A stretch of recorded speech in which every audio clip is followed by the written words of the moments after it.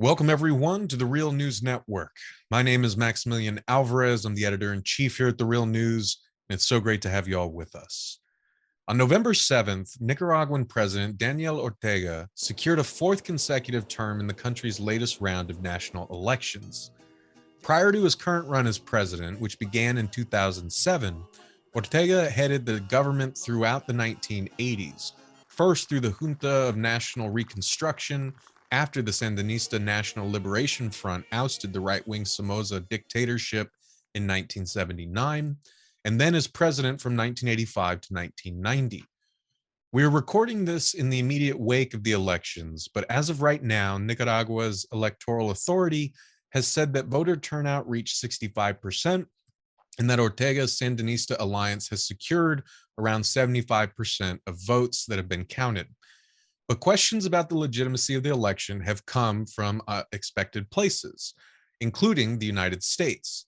On the night of the elections, President Joe Biden released a statement saying, quote, "What Nicaraguan President Daniel Ortega and his wife, Vice President Rosario Murillo, orchestrated today was a pantomime election that was neither free nor fair, and most certainly not democratic.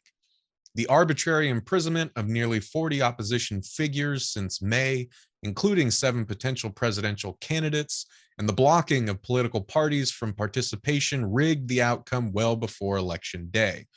They shuttered independent media, locked up journalists and members of the private sector, and bullied civil society organizations into closing their doors. Long unpopular and now without a democratic mandate, the Ortega and Murillo family now rule Nicaragua as autocrats, no different from the Somoza family that Ortega and the Sandinistas fought 4 decades ago." President Biden went on to say, quote, "The United States, in close coordination with other members of the international community, will use all diplomatic and economic tools at our disposal to support the people of Nicaragua and hold accountable the Ortega-Murillo government and those that facilitate its abuses," end quote. Now, the aggressive posture and what amount to threats of sanctions and more from President Biden follow a well-worn path of imperialist might, political and even military intervention, and self-serving definitions of democracy that the US has historically and very often deployed against left-wing governments throughout Latin America. In response, leftists of different stripes, especially here in North America, have rightly denounced President Biden's threat, while also claiming that accusations of rigged elections in Nicaragua are entirely unfounded.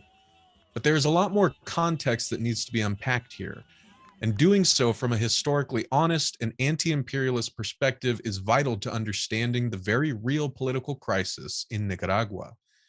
In part 1 of his thorough analysis of the political and economic lineage of the Ortega-Murillo government, which was written for the North American Congress on Latin America, Professor William Robinson opens his examination with these lines, quote, "3 years after the government of President Daniel Ortega and his wife, Vice President Rosario Murillo, violently repressed a mass popular uprising that killed several hundreds and sent tens of thousands more into exile, Nicaragua is once again making international headlines as the country slides into renewed political crisis in the run-up to the November 7th general elections.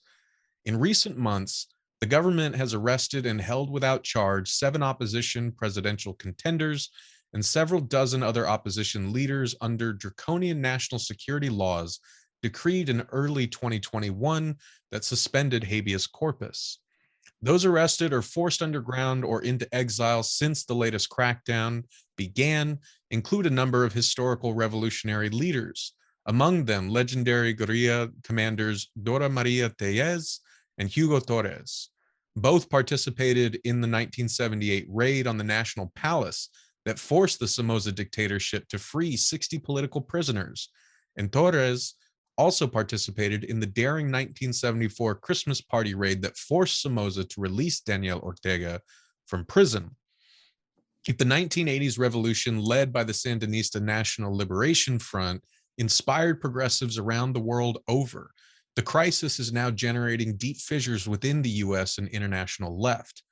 As it did in the wake of the 2018 protests, significant portions of this left continued to insist that Nicaragua is experiencing a renewed revolutionary process under the leadership of Ortega-Murillo, and that the United States is bent on overthrowing the regime, end quote. So we know that Real News viewers have a lot of questions about what's happening in Nicaragua right now. And we're going to try to break things down for you so that you have the context you need to understand what you're seeing and also what you're not seeing. And to discuss this, I'm honored to be joined by none other than William Robinson himself. So William Robinson is Distinguished Professor of Sociology, Global and Latin American Studies at the University of California at Santa Barbara. He worked in Managua with the Nicaragua News Agency and the Nicaragua Foreign Ministry in the 1980s and was affiliated faculty with the Central American University in Managua until 2001. Professor Robinson, thank you so much for joining me today. Thank you for having me on. It's a pleasure to be here.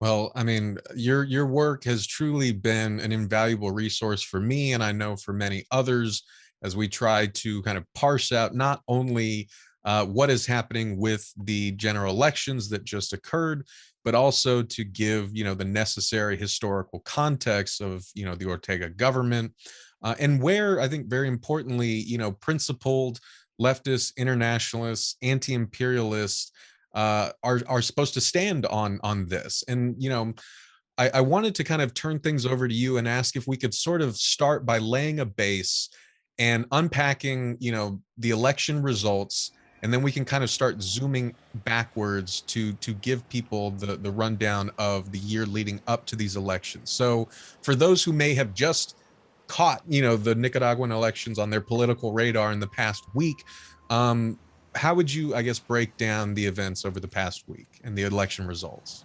Sure. But let me say before I jump into that there are two assumptions here which are guiding the thinking of a lot on the left. And I hope that later on in the interview we can interrogate them. And the first is the assumption that somehow the Ortega-Murillo regime, and by the way, Daniel Ortega, a few days before the election, declared that his wife, Rosario Murillo, who is also vice president, would henceforth be co-president. So in effect, we have two co-presidents in Nicaragua as of this vote. But those two assumptions, first of all, is that this Ortega-Murillo regime is actually leftist. And I challenge that, and there's no evidence really to suggest that it's a leftist project that leftists around the world should be applauding. And the second assumption is that the United States, beyond its rhetoric, such as the Biden declaration that you read from, has actually been engaged in a campaign to overthrow the Nicaraguan government. There's also no evidence to support that, and I hope we'll get into those two, larger issues, which frames for me the backdrop to what leftists need to think about with regard to Nicaragua and these elections. But, as you put the official government data, the government declared it won the elections last night, and it said that Daniel Ortega got approximately 75% of the vote and 67% of the population participated in the elections. The opposition had called for a boycott, and an independent source, which is Urnas Abiertas, translates roughly into open polling, provided data that 80% of the population abstained. Only 20% of the eligible voters cast their ballot. And if Daniel Ortega got 75% of that vote, that would be about 15% of the actual electorate voted for him. I was not in Nicaragua for the vote. I'm here in Los Angeles, California, but all day long and into this morning, been getting feeds from my friends and colleagues and other sources all around the country. And the polling places were deserted. The streets were empty. I mean, it's so crystal clear that the big winner in these elections was massive abstention. And in this case, the abstention is a vote against the Ortega Murillo regime. But also the elections were carried out in a climate of fear and repression and intimidation. As you pointed out in the introduction, 7 presidential candidates have been detained and held incommunicado without trial. The current crackdown began in May, and it lasted right through until the day before the elections. In fact, the evening before the elections, another dozen or so opposition figures all around the country were arrested. And in addition, there were no public gatherings allowed. The electoral laws said that there could be no more than 200 people gathering anywhere in the country during the electoral campaign, and no electoral activity could last for more than 90 minutes. Foreign observers were barred from coming into the country. If we take the story back to December, in December and early this year, the regime passed a series of very repressive laws. They decreed these laws. And one of these laws is a cybercrime law, which says that you can't use social media or the internet to do anything which the government deems as a crime. And so that's been used to silence and intimidate journalists and people from expressing even their opinion. Another law passed was what the government called a hate crime law. Now, we in the United States understand hate crime to be something different. What they mean by a hate crime law is to carry out any act which the government deems as hateful or generates hate among the population, which means criticizing the government. So there's no, I mean, the elections were a complete farce.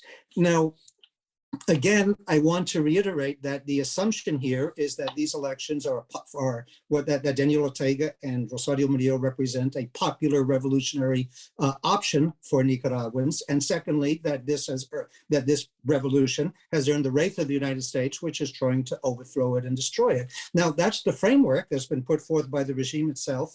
Daniel Ortega has proved to be very adroit at using leftist and anti-imperialist rhetoric, knowing that abroad, those outside of Nicaragua that don't understand what's going on the ground are going to be very moved by hearing that rhetoric. But it doesn't correspond to any reality. Well, so you gave us like two really important points to sort of dissect that I think can help us, contextualize the election results. Let's start there, right? Because this is, I think, what a lot of Real News viewers may be hearing at this very moment, right? And in some ways, I definitely can't blame them, right? I mean, they're people in the United States, and people who've been, victimized by the United States are well practiced in, the art of, imperialism that the United States practices, right? We have seen many blatant examples of the United States flexing its muscle, like challenging the democratic legitimacy of any, government that it deems to be, like opposed to its political and economic interests.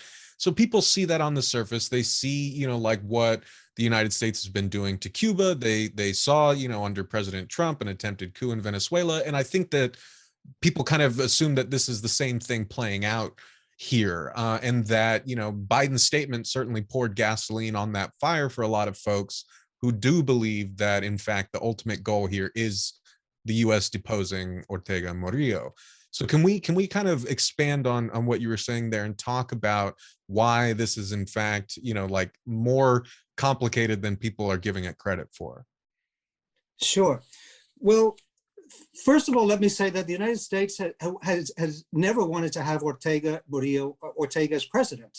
That's always made the United States uncomfortable. But since Ortega came back to office in 2007, the United States has not only accommodated itself to an Ortega government, but has worked very closely with it. It's commended Ortega from 2007 and on for him cooperating with the Southern Command, which is the U.S. military command for all of Latin America, with the Drug Enforcement Agency, with immigration policies. Nicaragua has blocked any immigration from passing through Nicaragua to the United States. And the two countries have actually had, the two governments has actually had cordial relations. The people that defend Ortega point to the Agency for International Development supplying several millions of dollars to opposition civic and political and journalistic organizations. And that is true. The National Endowment for Democracy, that funds have been channeled through the National Endowment for Democracy. And I personally condemn anything that the National Endowment for Democracy does anywhere in the world. And I wrote the first two books. It's the abbreviation is the NED. I wrote the first two books exposing and condemning what the NED does around the world. And the United States has nothing good to do in Nicaragua. It has nothing good to do in Latin America. It has nothing good to do anywhere in the world. But let's break this down for a minute. The AID, while it's given several millions of dollars to the opposition, and I'll talk about what those funds have been used for in just a moment, gave several $100 million to the Ortega government between 2007 and 2018. The AID, Agency for International Development, stopped providing those funds only after the mass rebellion was violently repressed in 2018. That's first of all. So it's propped up the Ortega government. Secondly, Ortega came to power. How did he come back to power? First of all, he made a pact with the Nicaraguan capitalist class. The capitalist class is organized into the Superior Council of Private Enterprise, and the two of them sat down before the elections and they hammered out a pact of co-government. Ortega and his inner circle said, "We're going to control the state. We're going to have political power. Don't threaten us with that. It's our political power, but you're going to control the economy and get everything you want for the economy." And from 2007 right to date, until 2018, there was a pact of co-government between the capitalist class and Ortega. And 96% of the Nicaraguan economy is in the hands of the Nicaraguan and transnational capitalist class. Ortega opened up the floodgates for transnational corporate plunder of the country. The agricultural sector, industry, services, finance is all dominated by transnational capital and their Nicaraguan counterparts in the capitalist class and a new Sandinista bourgeoisie. The inner circle of Ortega-Murillo has fabulously enriched themselves. They've had major investments in the maquiladoras, those are the sweatshops, in agro industry, in finance, in export-import, in the tourist sector. The inner circle that now governs the country are themselves now integrated into the country's elite, into the country's capitalist class. So some of the richest people in Central America now is Ortega and his inner circle. The Ortega family itself, this is also a nepotistic regime. It's not just that Ortega's wife is vice president and now co-president, according to Ortega, but their 8 children. Their 8 children have a vast business empire and they're all advisors to the presidency. So this is the emergence of a family dynasty. But I want to get back to the issue of the U.S. trying to overthrow the Nicaraguan government. We have zero evidence of that. It's true that $5 or $6 million has been given to opposition groups through the National Endowment for Democracy. But what supporters of the regime don't say is that the same National Endowment for Democracy funds organizations in over 100 countries around the world. The vast majority of those countries are close allies of the United States. It has given more money to Honduras and in Guatemala than it has to Nicaragua, right in Central America. And those are close allies of the United States. And the biggest recipient of National Endowment for Democracy funding in Latin America is Colombia, a brutal dictatorship and the closest ally of the United States. So just because several millions of dollars have been given to the Nicaraguan civic opposition does not mean that those funds are going to overthrow the Nicaraguan government. If we made that argument, we'd have to say, well, the US is trying to overthrow the Colombian government, the Guatemalan government, the Honduran government, and so forth. So that's a false argument. Now, a couple other things in this regard. Is really the 2018 mass uprising that was not controlled by the traditional opposition. Let me say something about the Nicaraguan political scene. You have what's left of the Sandinista National Liberation Front. That's the organization that led the 1979 overthrow of the Somoza dictatorship and then governed and led the revolution until 1990. What's still the FSLN, that's the abbreviation for Sandinista National Liberation Front, is a shell of what it was. The vast majority of the militants and of the leaders of the party have long since left the party or have been expelled by the Ortega faction. What's left now of that regime there's nothing left as to what's left to it. So how did Ortega come back into power in 2007? It hammered out, besides the co-government pact with the capitalist class, it also hammered out in the lead up to 2007 a pact with the far right-wing Constitutional Liberal Party of Arnoldo Alemán. Arnoldo Alemán was the president from 1996 to 2002. And the two of these parties, the far right Constitutionalist Liberal Party and the Sandinista Front, co-governed until the eve of those elections in 2006. And in fact, they co-governed because they each got something. The Liberals, which again is one of the two traditional right-wing parties, oligarchic parties, got to share power and get a chunk of that power and the wealth that's tied to that power. And the Sandinistas were able to, Daniel Ortega was able to get the Constitution changed so he could win with only 35% of the vote. He got 38% of the vote in his first election. That's how he came to power. He's never had majority support in these elections. But let me just conclude, going back to the issue, is the United States trying to overthrow the Nicaraguan government? The relations were cozy until 2018. There is a mass rebellion in Nicaragua in 2018. It was not instigated by the capitalist class in Nicaragua, and it was not instigated by the traditional conservative parties. They were just as much shocked by this spontaneous uprising. The people that led the students, environmentalists, feminists, workers, peasants who have been displaced from their land, and so forth, they initiated this uprising, and they called themselves the self-mobilized, the autoconvocados, meaning that no one told them to go out in this mass protest.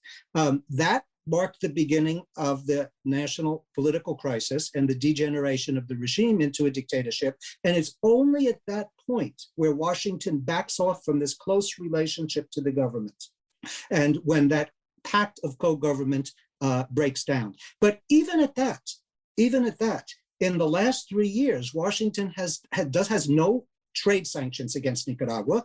Business is flourishing between the two countries. Washington is Nicaragua's biggest trading partner, and that has not been affected whatsoever by the rhetoric, by the anti-Sandinista rhetoric coming out of Washington. Washington has not blocked international credits to Nicaragua. In fact, just since 2018, since after the mass explosion of 2018, the Central American Bank for Economic Integration has provided over $2 billion in credits to the regime.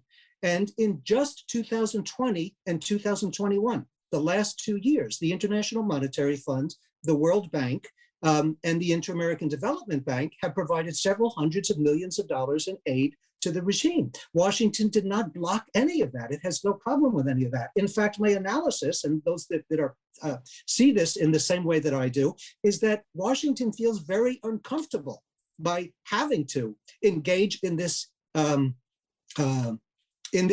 virulently anti-Ortega rhetoric, but it has no choice. Its back is to the wall.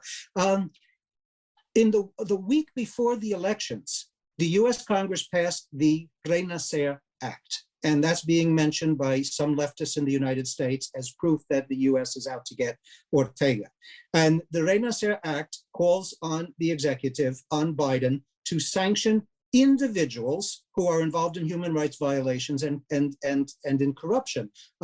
Currently, several dozen high-level Sandinistas from the inner circle have had these sanctions slapped on them. The sanctions freeze their bank accounts in the United States. We want to be asking, why would would-be revolutionaries have multi-million-dollar bank accounts in the United States? The Renacer Act also calls on Biden to assess if there is continued breakdown of democracy, and if so, should Nicaragua be withdrawn from the Central American Free Trade Agreements. And finally, it calls on Biden to review if the United States should block international financing for the government. Now, a very similar act was passed in 2017. It was called the NICA Act.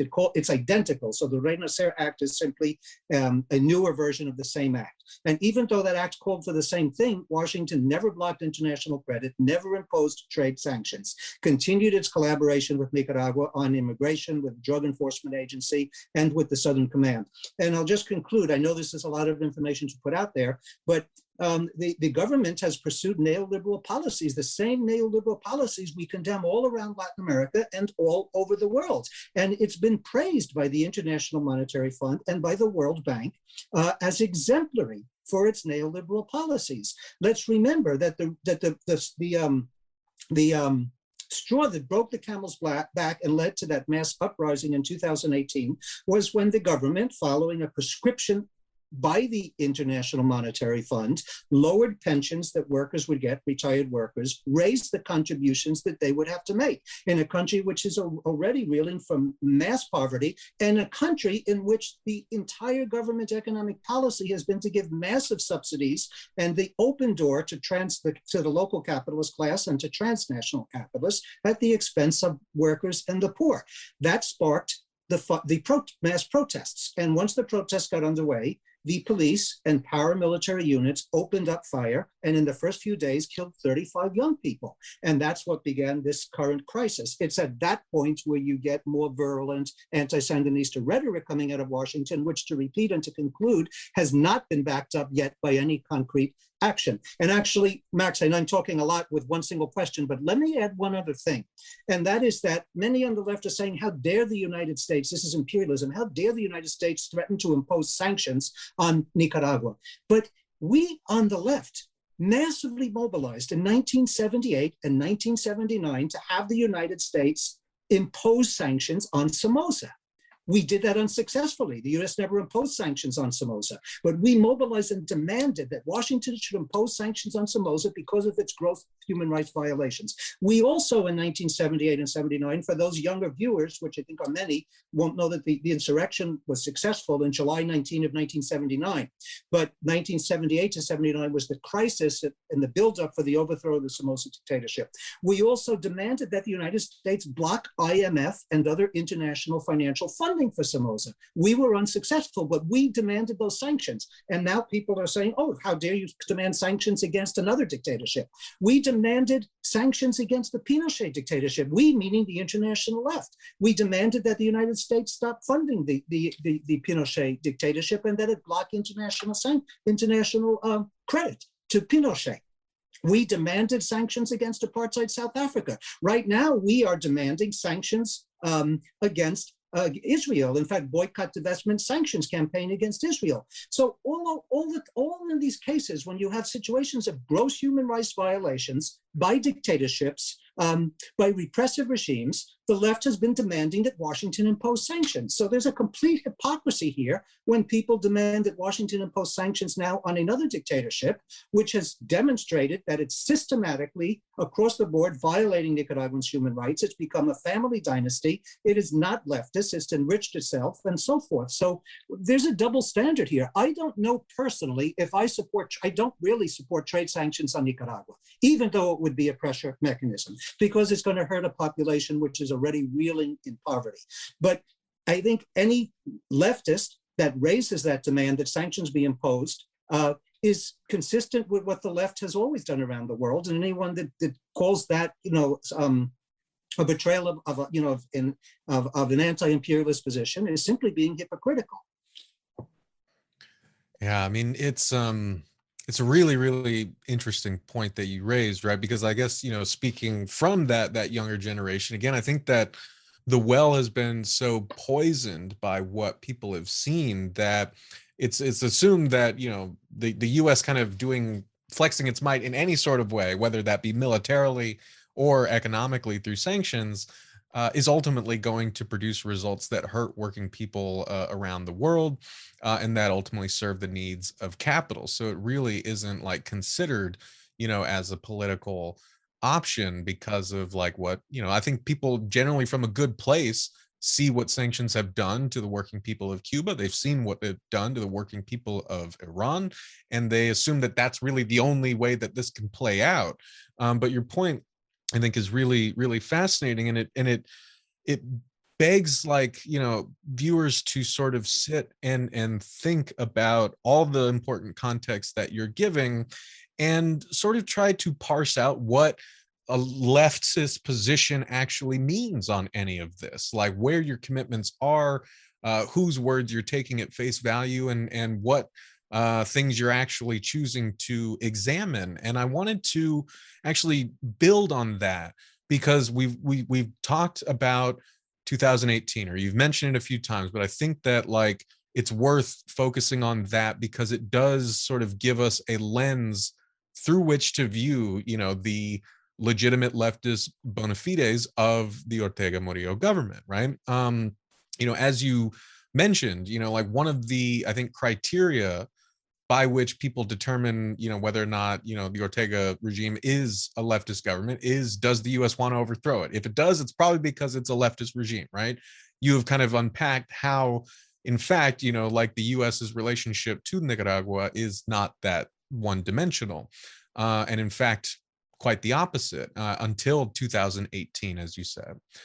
The other, I think, kind of criterion that people tend to use when evaluating like whether or not Nicaragua is a leftist government that is carrying on the, you know, principles and promise of the Sandinista revolution is how has it, you know, like what has it done for its people, right? And people do, as you write in the North American Congress on Latin America, you do say that people point to kind of some investments in social programs, a period of, you know, increasing the quality of life that over the past decade has really deteriorated, and those gains have more or less been lost.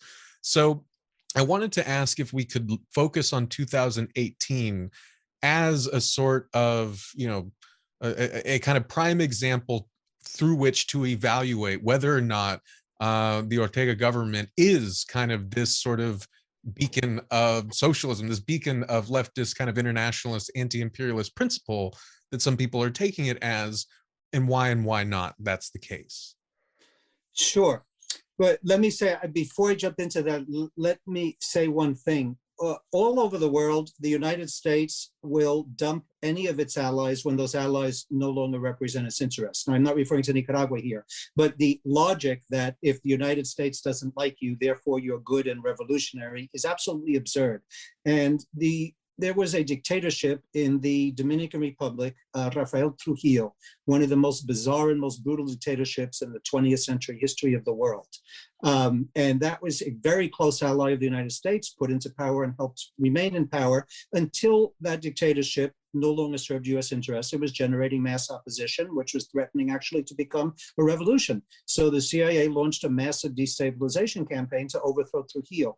The only reason I'm, and that was in 1961. The only reason I'm mentioning that is because just because the United States is trying to overthrow a government doesn't mean that that government is revolutionary. So it's a brutal right-wing, bizarre right-wing dictatorship, Rafael Trujillo. But in fact, the US is not trying to overthrow Daniel Ortega. I just want to, you know, expose the fallacies of that logic. But so let's see what's happened here. We cannot deny that there were some positive elements to the Ortega regime when it turned to power in 2017. It renationalized healthcare, and it significantly increased investments in healthcare. There were clinics and hospitals opened up. That was welcomed by the population in the early years. I'm talking here from 2007 to about 2011, 2012, 2013. And it renationalized education and then significantly increased the budget for education. The government back then had to be commended for that. That was very welcomed by the population. They also undertook investment in infrastructure, improved roads, improved electricity. But what were the resources that the government was drawing on to do that? First of all, this was what we call in Latin America the super commodities boom. Commodities prices for the raw material exporters in Latin America shot up in the early part of the 21st century, including for Nicaragua. So there was an excess of foreign exchange from the country's exports. Secondly, and most importantly here, secondly, there was a massive influx of transnational corporate investment. And why was there an influx? Because Ortega said transnational corporations are welcome to now grab hold of the country's agricultural resources, its mining resources, its tourism, its finances, opened up the floodgates for transnational corporate investment. And that investment did create a mini boom in the first few years of the Ortega government. That's the second factor. The third and the biggest of all is that Venezuela, with its generosity as part of the ALBA program, gave $4 billion to the Ortega government. Out of those $4 billion, a portion of it simply disappeared. We now know from documentation that a lot of it went into the pockets of Ortega and his inner circle. But also those funds allowed these social programs at the beginning. So what happens when we get to 2000? And so, by the way, there was a Sid Gallup poll a week before the elections. And the Sid Gallup poll said that Ortega, at this point, had 19% support, that 80% of the population felt the country was moving in the wrong direction. That's 19% support. But same Sid Gallup, which every year conducts political polling, political opinion polling, gave Ortega a high point of support of 54% in 2011, in the midst of this boom in investment in social services and a real improvement in the material conditions of the population. But what happens from 2011 up until 2018 is, first of all, Venezuela goes into crisis, and Venezuela can no longer provide that subsidy. So there's no new money coming from Venezuela. Secondly, and this affected all of Latin America, not just Nicaragua, there's the worldwide recession and there's the decline of commodities prices. So Nicaragua was not earning the same foreign exchange. And third, there's a decrease in transnational corporate investment. And so for all of these things, the Nicaraguan economy starts going into crisis in 2014, 2015. Now that's 3 years before the 2018 uprising. And with this, because the government did again invest in health and education and infrastructure, but it also, in every other aspect of its policy, was straight up neoliberal policies, deregulating, subsidizing capital, deregulating the economy, opening up the countryside to agribusiness, turning over the mines to transnational mining companies, et cetera. But the economy then starts to deteriorate in 2015. There's not only can the social programs not be continued, social investment can't be continued, but more significantly, the government now intensifies neoliberal policies. And again, and many neoliberal policies, and that culminates with the decrease in pensions and the increase in pension funds. Now, and that then is the trigger for this mass explosion of protest. But I also want to say that the maquiladora workers, there are 120,000 maquiladoras, largely young women, and they have attempted to organize independent unions. When they've been blocked by the government in doing that. They went out on strike for higher salaries in 2014, 2015. They were violently repressed by the police and by the army. Nicaragua, the government gave a concession to a Hong Kong billionaire to build a dry canal through Nicaragua, a concession which says it will pay zero taxes to the government for 50 years, with a possibility to renew it for another 50 years. And as they started to make plans for this canal to be built through Nicaragua, tens of thousands of peasants will be displaced from the land. They started to protest, and they were violently repressed by the police and the army. And this is a general pattern. In the north of the country, there's major gold deposits. The gold mines had been turned over to transnational mining companies from Canada, the United States, Brazil, and elsewhere. When the local populations protested the giveaway to these transnational corporations and the displacement from the region to open up these mines, they also were repressed by the police and the military. And this goes on all over the country during these years, again, particularly from 2011, 2012 up to 2018. So there's an accumulation of grievances. And it's clear that the model here is that through clientelist networks, the government will give out some material benefit to the population, especially to its own supporters, but at the same time, it won't tolerate any protest whatsoever, any opposition whatsoever, and it won't do anything to pull back on its complete support for neoliberal policies and the capitalist class. So that's what sparks the 2018 uprising. And we had a situation the uprising started in April 18 of 2018, and it continued to the end of July. At that point, the government mounts a massive campaign of repression in which there's paramilitaries, there's a police, there's the army. Massively, 350 people were killed. The vast majority of them were members of the opposition that were peacefully protesting. There were also some police killed, also some Sandinistas killed.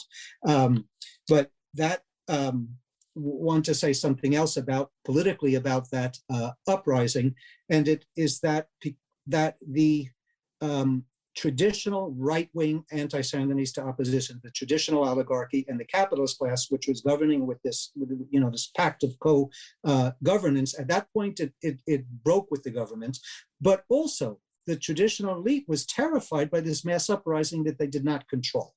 And so by massively repressing the uprising from the social movements from below, the government created the conditions that allowed the right-wing opposition to gain hegemony over the opposition to the government. And so you have a situation now where you don't have a leftist alternative in Nicaragua.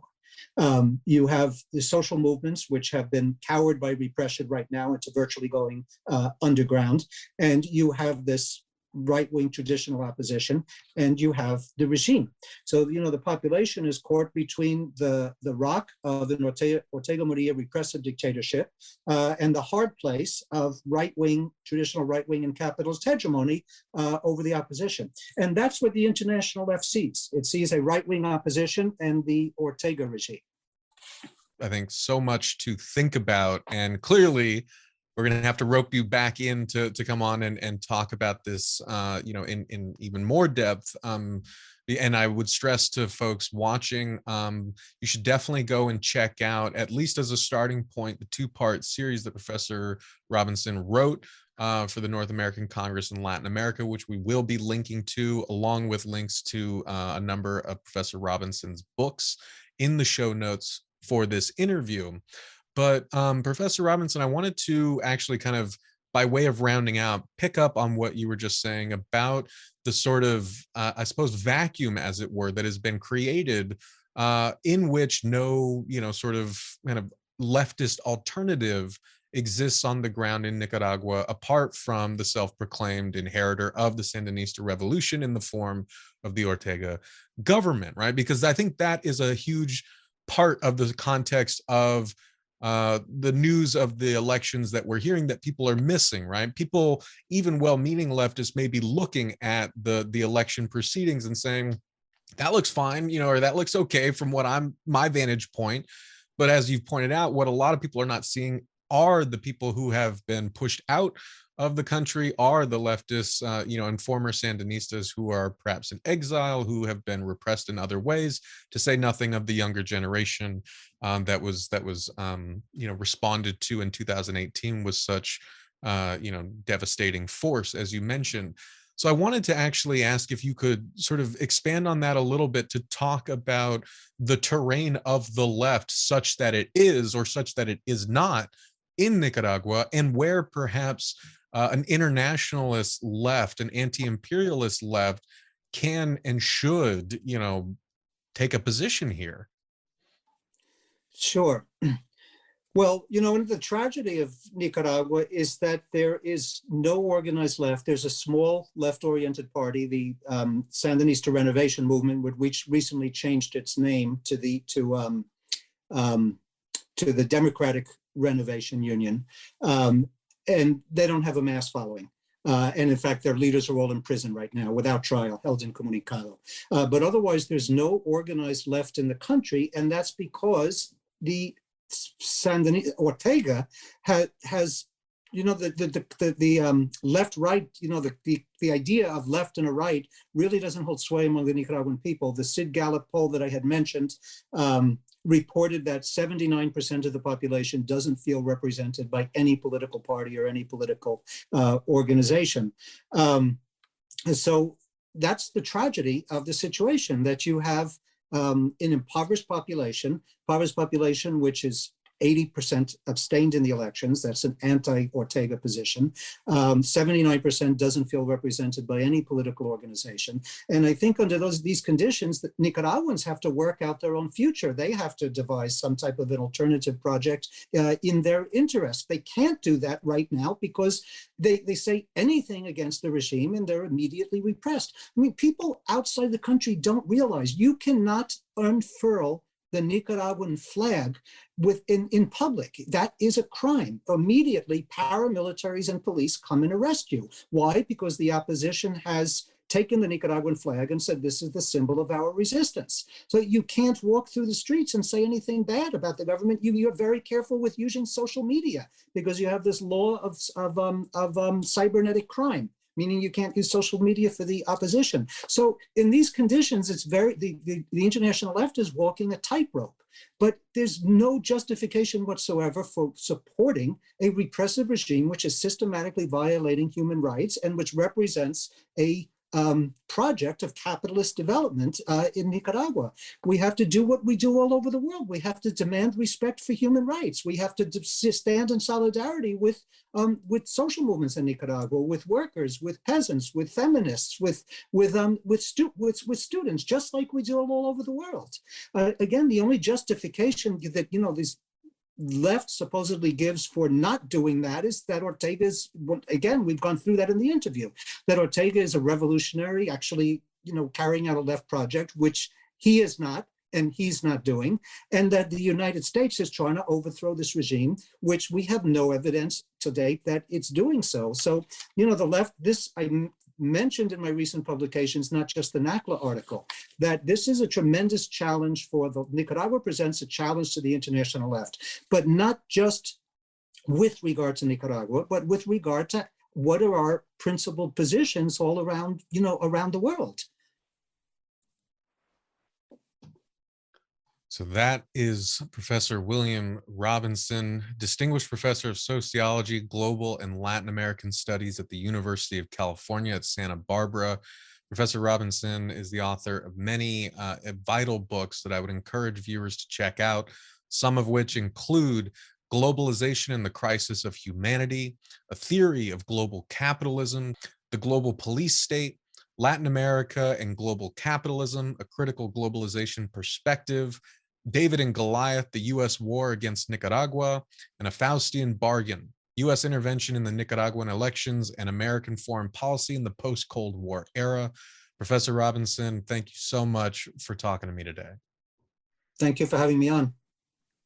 For everyone watching, this is Maximilian Alvarez at the Real News Network. Before you go, please head over to therealnews.com/support.